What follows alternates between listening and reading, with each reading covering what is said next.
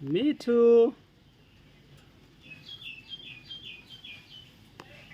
yet আমু নোড়াইও না মিঠু মিঠু আসো আসো take papaya take papaya বকছে ইয়েট ও নিজের পায়ের উপর নিজে পা তুলে দিচ্ছে নিজের পায়ে নিজে পা তুলে টানা হুম কাটা ফুটছিল না ওখানে তোমার পায়ে